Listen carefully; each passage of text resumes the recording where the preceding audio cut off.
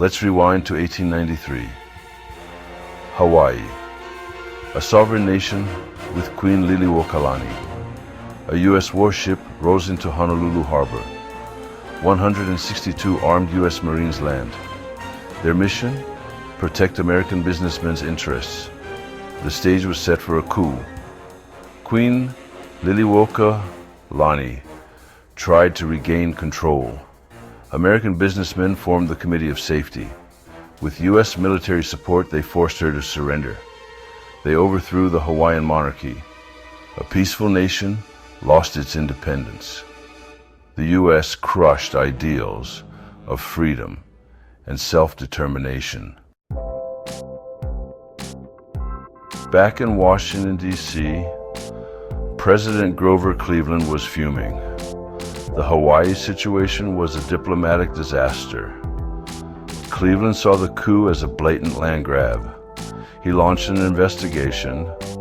The findings were clear. The U.S. had no business interfering. The Queen had been illegally overthrown.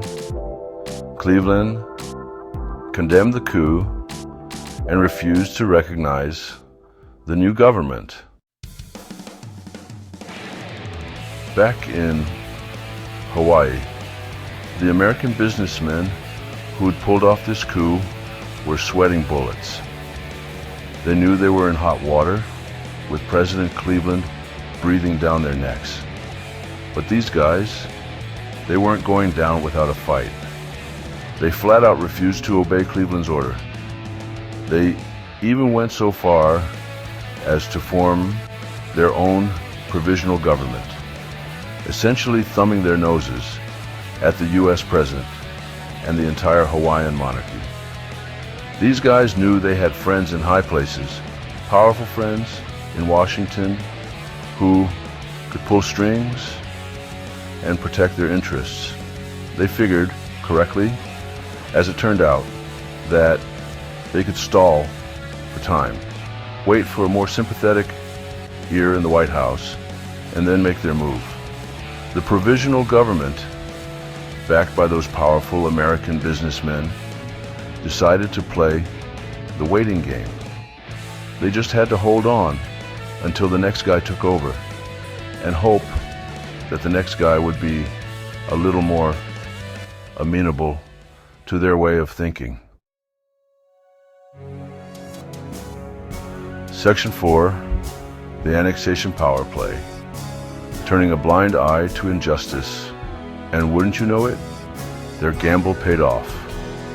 In the 1896 election, William McKinley, a man who definitely wouldn't say no to expanding American power, defeated Grover Cleveland. The provisional government in Hawaii, sensing an opportunity, decided to sweeten the deal. They offered to hand over the entire island chain to the United States, free of charge. McKinley, a staunch expansionist, was practically salivating at the thought of adding Hawaii to the U.S.'s growing empire.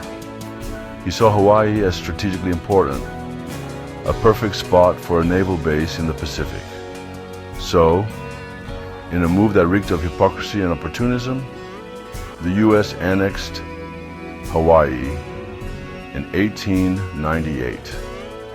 The Queen was deposed, the Hawaiian monarchy was abolished, and the islands were declared a U.S. territory. The very same land that had been stolen through a coup the U.S. condemned was now firmly in their grasp. Section 5. The Lost Kingdom, Hawaii's Stolen Sovereignty. This wasn't just about land or resources or even military strategy.